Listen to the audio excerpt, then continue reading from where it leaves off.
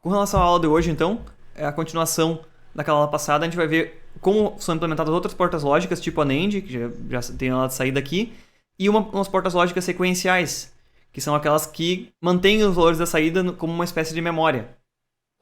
Então a gente vai ver alguns exemplos de portas lógicas, essa combinacional e algumas sequenciais, e depois duas partes que falam sobre métricas de desempenho.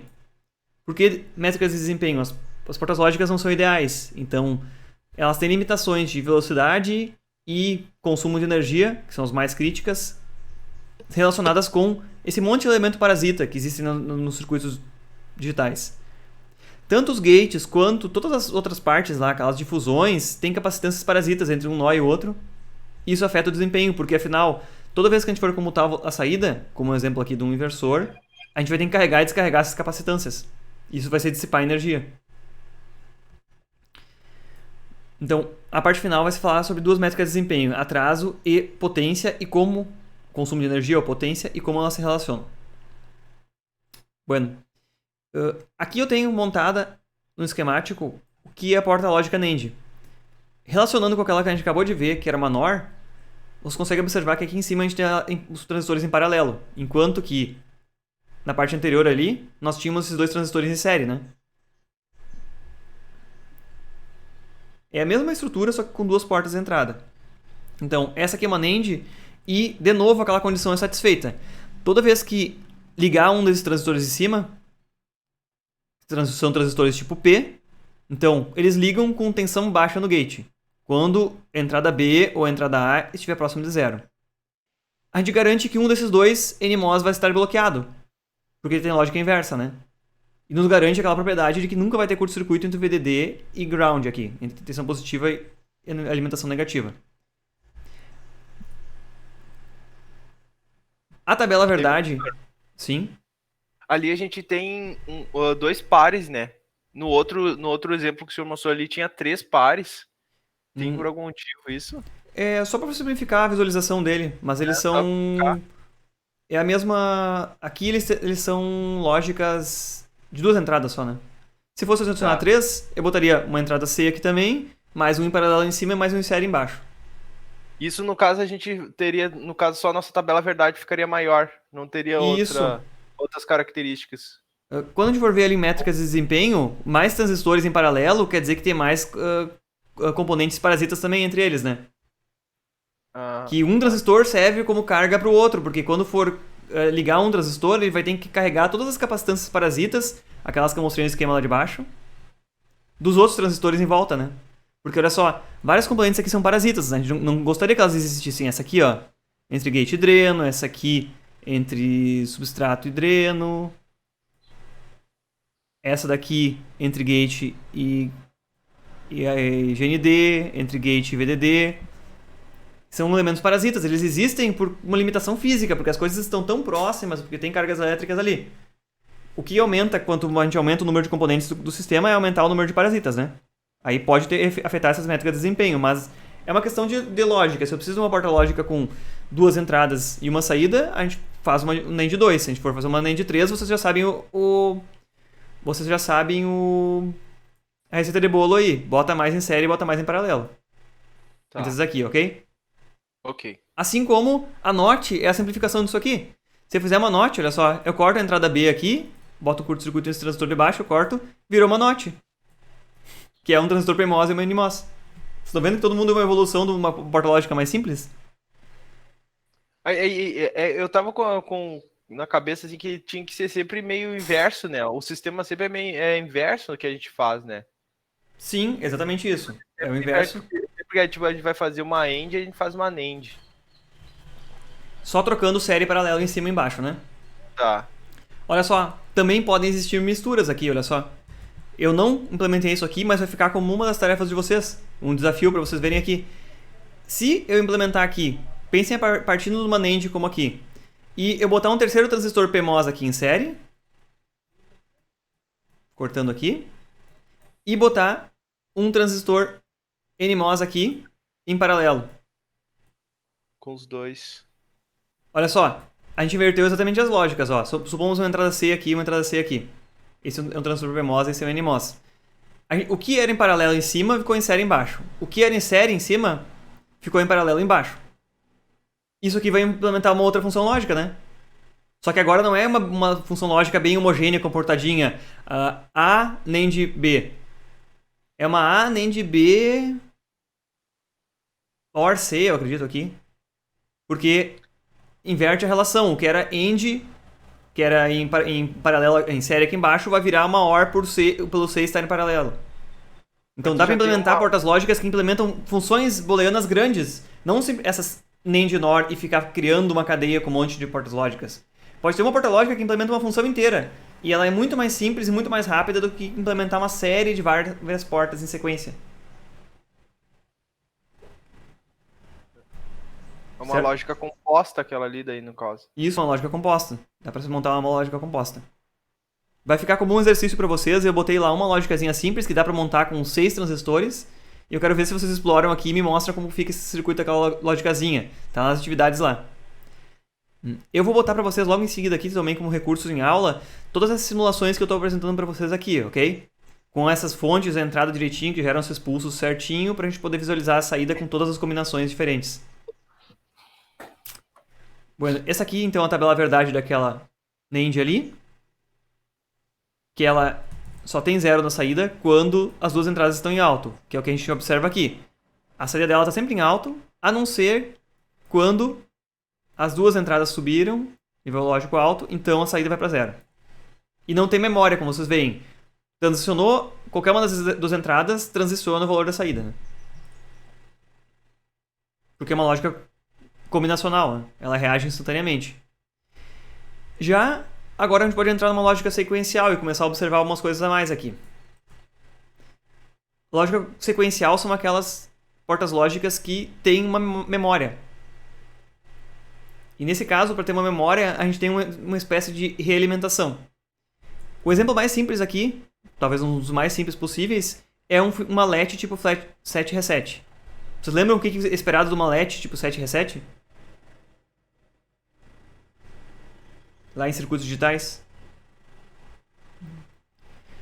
Uma LET é uma memória de 1 bit, em que quando eu ligo o pino 7, ela liga a saída e mesmo que eu desligue o pino 7, a saída fica ligada ainda, fica em nível alto. Quando eu ativo a entrada reset, ela desliga a saída. Apesar de eu desativar a entrada reset depois, a saída vai ficar com aquela condição, lembrando que o último pulso que chegou ali foi um reset. E ela pode ser implementada com duas portas NAND, implementando uma determinada realimentação dela. O circuito que implementa isso está aqui embaixo. Eu vou tirar uma cópia dele aqui para a gente visualizar ele simultaneamente. Se a gente pega aqui essas duas portas lógicas, vejam bem.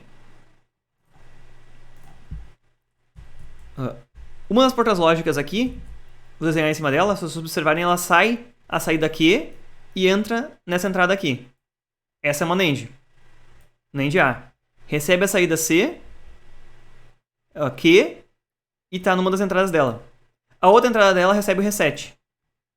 Então, essa NAND A recebe Q daqui e o sinal reset daqui e daqui. Vocês podem ver que é uma mesma porta NAND que a gente viu antes. E a outra porta NAND... Oi? Por que é not reset? Porque ele tem uma lógica invertida.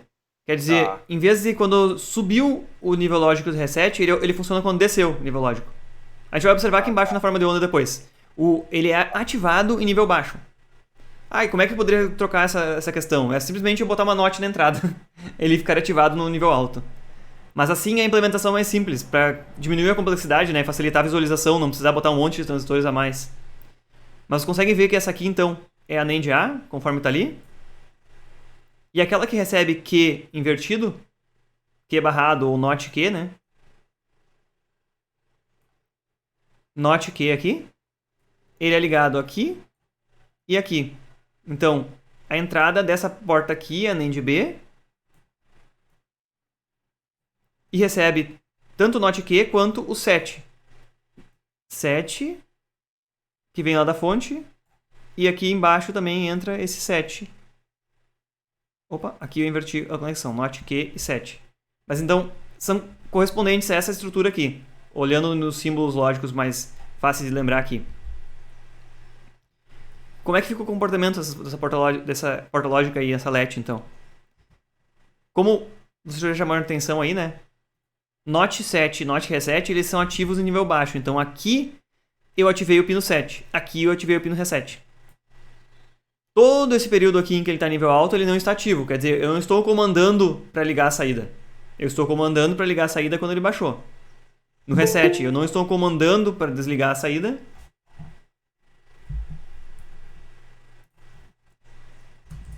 Então, eles estão ativos no nível baixo. O que acontece quando eu ativo o 7, que eu já ativei logo no início para garantir que o nível da saída tinha um valor razoável? Ele liga a saída. Ativei o 7. Mesmo que eu desativei o 7, ele memorizou essa condição. Até o momento que eu ativei o reset.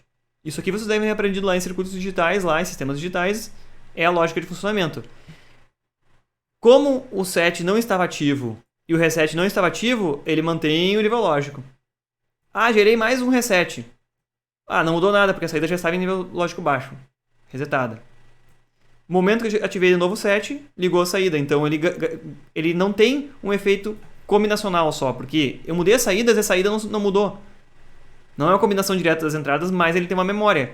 Essa memória é exatamente conseguida por essa realimentação aqui cruzada, em que as saídas entram nas entradas dessas NANDs aqui. Essa é uma célula que se trava. Por isso mesmo o nome LET, uma tranca. Qual é o outro tipo de lógica combinacional que a gente está muito acostumado a usar lá? Que é as memórias, basicamente, dos nossos computadores, todas são construídas com essa composição, com essa célula lógica, que é o flip-flop também. O nosso flip-flop mais comum, a gente usa ele como uma memória. Em vez de eu precisar ter um pino 7 reset, eu tenho um pino D. Toda vez que eu acionar um sinal de sincronia, um clock, ele vai copiar o valor de D para a saída. Essa aqui é a representação também em símbolos lógicos simples do flip-flop, que a partir de pulsos curtos no sinal de relógio, aqui, clock, ele vai copiar o valor de D para sair daqui. Como é que é a operação desse circuito aqui, olhando esses símbolos? Aqui nesse caso, o pino clock é ativo alto e o D é o próprio valor a ser armazenado. Então, o que a gente observa aqui no início? O valor da saída começou em alto aqui. Nesse caso, nesse período analisado. Houve um pulso de clock, ele copiou o valor de D para a saída. Armazenou ele. Ah, teve outros pulsos de clock. O D foi novamente copiado para a saída. Ele já era baixo, então não mudou para nós. Mudou o valor de D, a saída não vai mudar diretamente. Vai esperar um pulso no clock de novo. Deu um pulso no clock, ele copia o valor de D para a saída aqui nesse instante. Daqui para cá. Esse é o funcionamento básico do flip-flop. Aqui no final, de novo. Houve um pulso de clock, ele copiou o nível lógico de D para a saída. Ficou baixo aqui. Esse é o comportamento lógico que eu acredito que vocês já conheçam. Mas como é que a gente implementa isso aqui, então? Olhando bem para esse circuitinho aqui, que eu vou copiar para a gente visualizar junto lá em cima. E esse baita circuitão aqui montado com transistores. Eles são exatamente a correspondência de um do outro. Se a gente observa aqui, eu identifiquei em letras aqui, ó. A NAND C é essa NAND aqui. A NAND D é essa NAND aqui. Isso aqui é exatamente um LET tipo 7 reset, porque também tem duas NANDs com essa estrutura para trancar, para memorização. Então, tudo que esse início faz aqui é transformar uma LET comum e passando por essas NANDs, guardar o valor de D, mexendo e manipulando o NOT 7 e o NOT reset, que a gente viu lá em cima funcionando. Mas para isso, olha a quantidade de transistores que a gente precisou. Essas duas NANDs aqui são essas estruturas de entrada, que é a novidade, e essas duas NANDs de baixo, NAND A e NAND B, são a mesma estrutura que a gente tinha antes lá, quando a gente analisou só o LET. Vocês conseguiram já ver o tamanho disso aqui? Isso aqui é uma memória de 1 bit. Qualquer microcontrolador que a gente tem hoje em dia tem vários megabits de memória. Isso aqui é a menor estrutura. É um registrador de 8 bits, que é 1 byte só, um registrador mais simples, um microcontrolador mais simples que vocês vão ter contato. Ele tem, no mínimo, 1 byte, são 8 estruturas assim para armazenar bits individuais. Não quer dizer que não existam alguns circuitos mais simplificados que esse aqui, que talvez aproveitem essas relações entre os transistores para fazer uma lógica um pouco menos de transistores e seja capaz também de armazenar esse 1 bit. Mas isso aqui é uma forma didática de representar para vocês observarem que essa estrutura aqui, que evoluiu de uma LET, ela faz essa função do flip-flop que a gente tem, que é o componente mais conhecido que a gente utiliza aí como memória. Memórias RAM são memórias construídas de uma forma diferente, já que elas são regulares e têm milhares de bits distribuídos numa largura de palavra fixa, elas podem ser mais otimizadas. As memórias RAM são mais compactas que isso aqui. Cada bit dela é armazenado com menos transistores.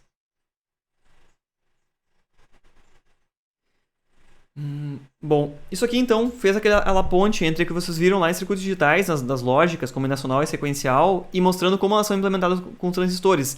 Então vocês conseguem, olha só, vejam a evolução, o passo a passo aí. Vocês conseguem ver desde o processo de fabricação, como é que são feitos difusões de materiais construídos lá uma camada sobre a outra, para construir cada um desses dispositivos aqui. Um transistor PMOS e um transistor NMOS aqui de exemplo. Reunindo esses transistores PMOS e NMOS por interconexões de uma determinada lógica que faça série paralelo, de acordo com a lógica que a gente quer, a gente consegue construir portas lógicas. Com uma série de portas lógicas, a gente consegue inclusive fazer memórias, como tem aqui. E daqui para cima vocês já viram tudo em sistemas digitais. Vocês sabem como usar memória, vocês sabem como programar microprocessadores que são construídos por lógica combinacional e sequencial assim também. Então, isso aqui vocês vieram desde baixo. E a última parte daqui é falar sobre métricas de desempenho. Eu peguei as duas principais, que são o atraso e o consumo de energia.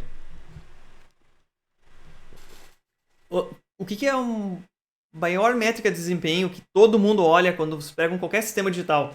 Primeira métrica de desempenho que vocês vão ouvir falar no sistema digital. O consumo? Bom, pode ser o consumo, é verdade. No teu celular ou no teu computador, quando está usando ele com bateria, o consumo de energia é bem complicado, né? Importante. Sim. Mas eu vou comprar um computador hoje. Que computador vocês vão querer comprar? Qual processador vocês vão querer comprar? Desempenho. Velocidade. Isso, velocidade. Basicamente, velocidade são quantos ciclos por segundo, né? Ele faz. A memória também, a quantidade de memória também é importante, é verdade. Mas uma das métricas principais que a gente olha é quantos megahertz tem. O meu processador do computador tem 3 GHz. O meu celular, se a gente olhar agora anúncios de celular, o processador Snapdragon 2 GHz, 1 GHz alguma coisa, a minha placa de vídeo tem tantos GHz, barramento tem tantos megahertz que ele opera. É basicamente a frequência de sincronia desses dispositivos, que diz quantas vezes por segundo eles trocam dados, né? 1 MHz, troca 1 milhão de vezes por segundo. Pode capturar o dado ali 1 milhão de vezes por segundo. Se tiver um barramento de 1 byte de largura, vai resultar em 1 megabyte por segundo. Lá naquela atividade do... Oi? Não, pensando assim, consumo, ninguém olha consumo quando vai comprar uma coisa. Só tipo, eu quero esse aqui que faça o que eu quero e é uma consequência ele ficar ligado, né? Isso aí, tu quer como uma métrica maior, né? Um macro, assim, eu quero que a bateria dure 12 horas, não importa o que tenha aí embaixo. E eu quero que rode o meu joguinho preferido lá. Angry Birds lá. Angry Birds. Mas olha só, a velocidade é resultado do clock de operação.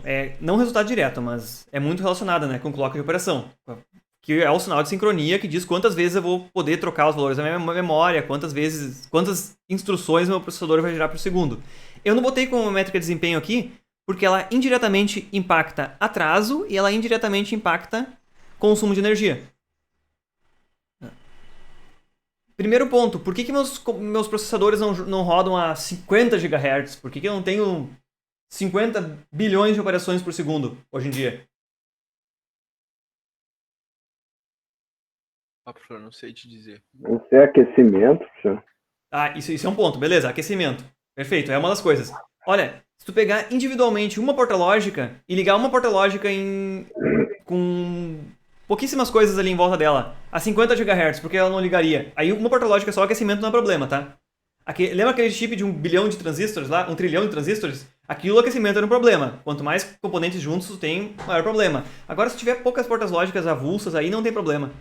O aquecimento. São poucas portas lógicas. Mas por que eu não poderia jogar 50 GHz aí num flip-flop que eu vou fazer. Tem o nome, mas eu não lembro. É o atraso no acionamento e desacionamento do componente, não é? Perfeito. O atraso é uma das peças-chave. Beleza. Por isso que eu tentei resumir, olha só. São as duas métricas principais que nos limitam os nossos circuitos. Atualmente a gente tem aí processadores que chegam a, eu acho que 5 GHz comerciais aí. Um processador de notebook, mobile, com razoável baixo consumo em 5 GHz. 1 sobre 5 GHz, se 1 GHz é 1 nanosegundo de período de clock, 5 GHz é 0,2 nanosegundos. Quer dizer que cada ciclo dura só 0,2 nanosegundos. Significa que qualquer lógica combinacional que tem entre dois flip-flops, ela tem que ser resolvida em 0,2 nanosegundos, para que ele consiga operar em 5 GHz. Olha só, se eu mudei o valor de um flip-flop, tem uma lógica combinacional no meio, até chegar no outro flip-flop, e o tempo de atraso para se propagar por essa lógica combinacional for maior que 0,2 nanosegundos, eu vou registrar um valor errado no segundo flip-flop. Não deu tempo de chegar lá a informação nova. Esse é o princípio básico dos circuitos digitais, né? O sinal que se propaga para uma lógica combinacional tem que se propagar em menos tempo do que é o período de clock, para que dê tempo dele chegar no destino e ser memorizado no próximo ciclo com o valor correto. Então, o atraso é o que limita muito as células lógicas. O que vem melhorando à medida que a gente diminui o tamanho dos componentes fabricados em cada tecnologia nova de fabricação de circuitos integrados menores componentes têm menores capacitâncias parasitas, bem menores, dimensões menores. Apesar de eles estarem mais próximos, os tamanhos são menores capacitâncias. As interconexões, é algo mais complexo, também têm menor capacitância, porque qualquer fio que tiver ali dentro, aquelas camadas de metal lá, vão ter capacitâncias, vão limitar a velocidade de operação também. Então, uma regra geral que vem sendo seguida aí diminui o tamanho dos circuitos, os componentes digitais ficam mais rápidos. Então, esse atraso é exatamente a medida do tempo de propagação por uma porta lógica ou por um conjunto de portas lógicas aí. Quanto maior for a tensão de alimentação, mais rápida a porta lógica funciona. Olha só, se vocês viram lá na parte de interpretação do transistor NMOS e PMOS lá, como um dispositivo digital, como um dispositivo analógico, o que acontecia? A gente aumentava a tensão do gate, ele conduzia mais corrente, né? Quer dizer, eu aumento a tensão entre gate e source aqui no NMOS, aumenta a capacidade de corrente dele. Quer dizer que ele vai carregar e descarregar mais rápido essas capacitâncias parasitas todas. A mesma coisa o PMOS. Se eu aumento a tensão fornecida aqui entre gate e source, ele tem uma capacidade de conduzir mais corrente e vai ajudar a carregar e descarregar mais rápido essas capacitâncias. Então, a maior tensão de alimentação faz eles ficar mais rápidos. Quanto menor for a temperatura, menor o atraso também. Quer dizer, um dispositivo que é refrigerado, que opera uma temperatura mais baixa, é mais rápido também. E o atraso é maior quanto maior for a carga da saída. A carga, me refiro a quais capacitâncias ligadas na saída aqui. Então, eu quero que tenha um mínimo de parasitas no sistema, porque vai ter menos parasitas nas saídas das portas lógicas, e elas vão ter um atraso menor. Aqui demonstrei que uma porta lógica é simples, que é uma NOT, mas vale para qualquer uma outra, porque eu vou ter que ter sempre transistores PMOS para carregar o nó de saída e NMOS para descarregar o nó de saída. Quanto maior a capacitância, maior a perda de energia, mas também maior o atraso. As capacitâncias parasitas entre conexões, são os fios que a gente vê nas camadas metálicas, elas podem ser bastante significantes. Vocês lembram daquelas fotografias que a gente tinha lá de camadas construídas? Os transistores ativos eram alguma coisa muito pequena na camada mais de baixo. E as metalizações eram coisas enormes nas camadas de cima. Então, quanto menores são as portas lógicas, a gente diminui também o comprimento das interconexões entre as portas lógicas. Se a gente simplificar, em vez de botar 4 portas lógicas, criar uma só que implementa uma função booleana complexa lá, também vai ficar mais rápido, porque eu não vou ter interconexões entre vários locais, não vou precisar de vários metais para interconectar eles. Então, entram todos esses fatores, que é uma briga quanto ao atraso. Vocês já ouviram falar de overclock em computador? Sim, professor. Já, professor. Quem está em eletrônica industrial deve ser o mínimo gostar de sistemas digitais e deve ter ouvido falar sobre isso. Overclock é aumentar a frequência de operação do sistema além da nominal que o fabricante indica. Aqui, ó, para tirar minha responsabilidade. Eu não estou sugerindo que você faça um overclock em qualquer coisa. Eu só estou indicando quais são os mecanismos por trás disso. O fabricante indica uma frequência de clock de operação para um processador, para uma memória, para uma GPU, uma placa de vídeo, que vai ser segura, que vai permitir que ela opere aí por anos de forma confiável, que não vai causar um dano instantâneo e também não vai causar redução na vida útil dela esperada. E que vai ser capaz, obviamente, de dissipar toda a energia gerada ali. Quando se faz um overclock, sobe além do que o fabricante está indicando, a gente corre riscos. Mas uma das coisas muito importantes é, quando se faz o overclock, o aumento na frequência de clock vai trazer um maior desempenho, claramente, é o objetivo, mas exige que tenham menores atrasos no circuito, para que se consigam lá que aquelas lógicas combinacionais sejam resolvidas num período menor de tempo. Aumentou a frequência, diminui o período, né? Diminui o tempo que o sinal tem para se propagar por essas portas lógicas. O que se faz então é, normalmente, os circuitos são resfriados, a temperaturas bastante baixas, aí, temperaturas negativas, porque afinal vocês viram lá que o atraso é menor quanto mais baixa a temperatura, e a tensão de alimentação ela é aumentada um pouco. Tensão de alimentação aumentada aumenta um pouquinho a velocidade das portas lógicas, pelaquela questão lá de maiores tensões de gate fazem os transistores funcionar como interruptores um pouquinho melhores, com maior capacidade de corrente. Deve chegar até em torno de 20% a mais do que o nominal que o fabricante passa lá. Isso aqui hoje em dia está na casa dos 0,1, 0,2 volts a mais, porque os circuitos digitais operam aí com 1 volt, até menos de 1 volt de alimentação. Se vocês olharem um processador de computador, ele é alimentado com uma tensão super baixa. Observando aquele exemplo que a gente tinha lá, que era uma porta lógica NOR de 3 entradas, né? Eu destaco aqui para vocês, lembrem que ela era alimentada com 5 volts, exatamente uns instantes lá em que ocorreu a transição da saída. Vocês veem aqui a saída ligou nesse instante e a saída desligou nesse instante em função das diferentes níveis lógicos da entrada. Ela só ligou enquanto todos estavam em nível baixo, que é a função lógica dela. A gente vai observar exatamente um zoom aqui, ó, na transição quando ligou e na transição quando desligou a saída. Um zoom quando ele ligou, aqui, que é resultado da entrada A ir para o nível baixo, as outras vezes estavam em nível baixo. O que a gente observa aqui?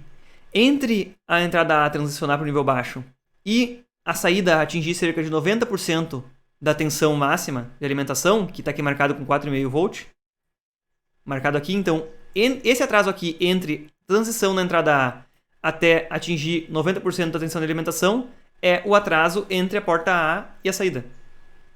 Pode ter atrasos levemente diferentes entre a porta A, a porta B e a porta C aqui, para a saída. Mas aqui, observando nessa simulação com aqueles parâmetros exatamente que a gente viu lá na nossa porta NOR, esse atraso aqui foi de cerca de meio nanosegundo. Olha, pode parecer bem pouco, meio nanosegundo. Mas isso aqui já é, na escala dos gigahertz, isso aqui já é bastante, né?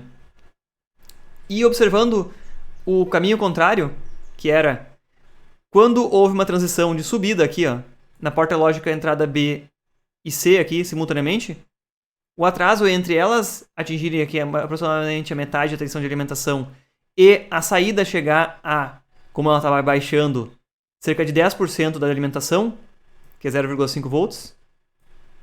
Esse atraso aqui é o atraso no sentido contrário, para desligar a saída, entre uma transição na entrada, que gerou essa troca de nível lógico, e a saída atingir cerca de 10% da tensão de alimentação, aqui.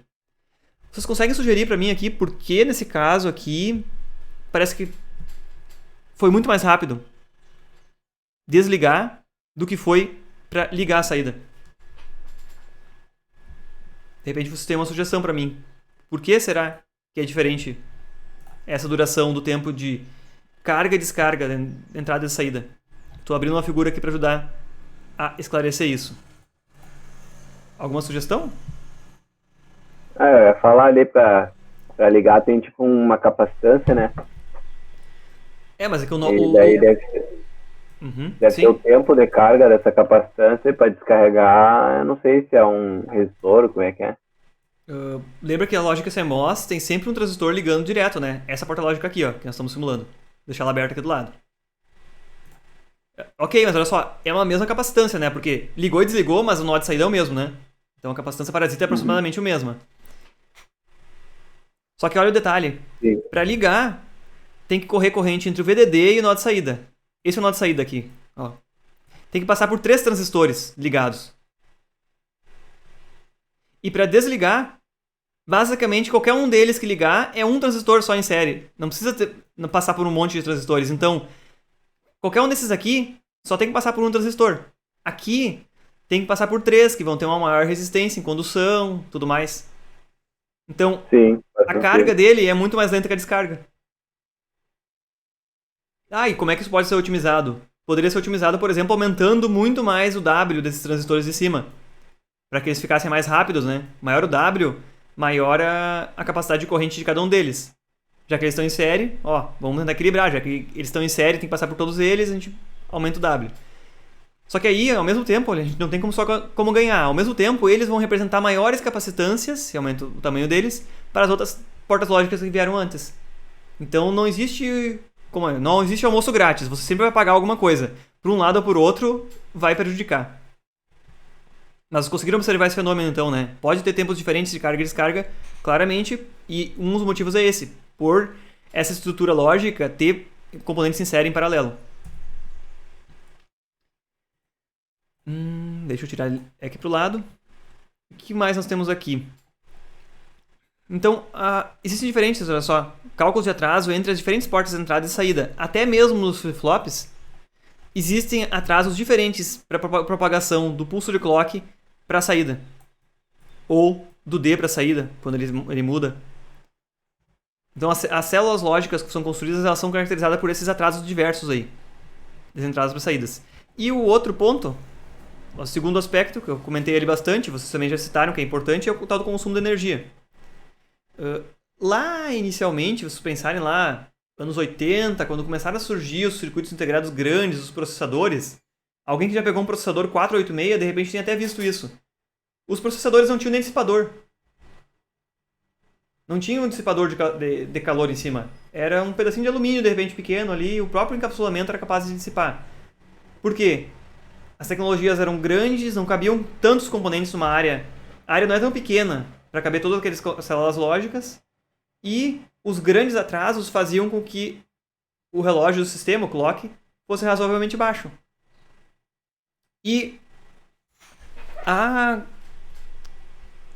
o consumo de energia em circuitos digitais que usam lógica CMOS, ele é aproximadamente proporcional à frequência de comutação. Significa, quanto mais vezes eu trocar os valores dos registradores no sistema, das memórias, e trocar os valores de entrada das células combinacionais, quanto maior é isso, maior é o consumo de energia. Por que afinal isso? Se a gente pegar lá em cima, olha só, vejam que tem um V ao quadrado aqui na expressão de potência dissipada. Naquela figura lá em cima, aqui. A energia armazenada em qualquer capacitor é a capacitância vezes extensão de alimentação ao quadrado. Se eu carrego e descarrego mais vezes isso, quantas vezes eu carreguei e descarreguei vezes essa energia, dá potência. Se eu comuto isso aqui 1 milhão de vezes por segundo, é 1 milhão de vezes uma energia em joule aqui que foi carregada e descarregada, que foi gasta. Ao mesmo tempo também, vamos olhar para outro fator, a tensão de alimentação é ao quadrado. Se eu aumentar 10% a tensão de alimentação, 1.1 ao quadrado, 1.1 ao quadrado, subiu em torno de 20% o consumo de energia. Olha, se eu fizer outra coisa, se eu aumentar em 20% a tensão de alimentação, em torno de 44% o aumento no consumo de energia. Simplesmente pelo fato de que cada vez que eu vou ligar e desligar uma porta lógica, que eu vou carregar e descarregar essas capacitâncias parasitas todas, ele vai consumir ao quadrado mais energia. Também, se aumentar a frequência de comutação, ele cresce proporcionalmente. Então, lembra aquela situação lá do overclock, que a gente quer aumentar a frequência no processador, quer fazer ele operar um desempenho maior? A gente perde nos dois sentidos. A gente gasta mais energia porque a gente quer operar numa frequência mais alta, mais vezes por segundo. E o segundo ponto, a gente quer resfriar ele, e ele vai estar consumindo mais energia ainda, porque a gente está alimentando com uma tensão levemente mais alta. Então o overclock ele tem que dissipar muito mais energia do que o normal e ainda rebaixar mais ainda a temperatura de operação para conseguir fazer aquele efeito que a gente viu. O consumo do circuito CMOS ele é basicamente dinâmico, a maior parte dele, que são picos de corrente consumidos quando o circuito transiciona o nível digital. Esse consumo dinâmico só ocorre exatamente quando transiciona. Quando não está transicionando e todas as entradas estão estáticas, as saídas também estão estáticas, o consumo é muito baixo, que é o consumo estático. Esse consumo dinâmico a gente consegue observar aqui por uma porta lógica, aquela mesma porta lógica NAND NOR que a gente tinha lá em cima, olha só, com 3 entradas, transicionou uma entrada aqui, ó, nesse exemplo. Enquanto tu está transicionando aquela entrada e ele está carregando e descarregando as capacitâncias para transicionar o nó de saída, tem um spike aqui bem curto, ó, de consumo de corrente e depois ele cai para um valor muito baixo aqui, cai quase a zero. A soma de milhares, milhões desses spikes curtos aqui de consumo de corrente durante a operação sobem a média de consumo de corrente lá.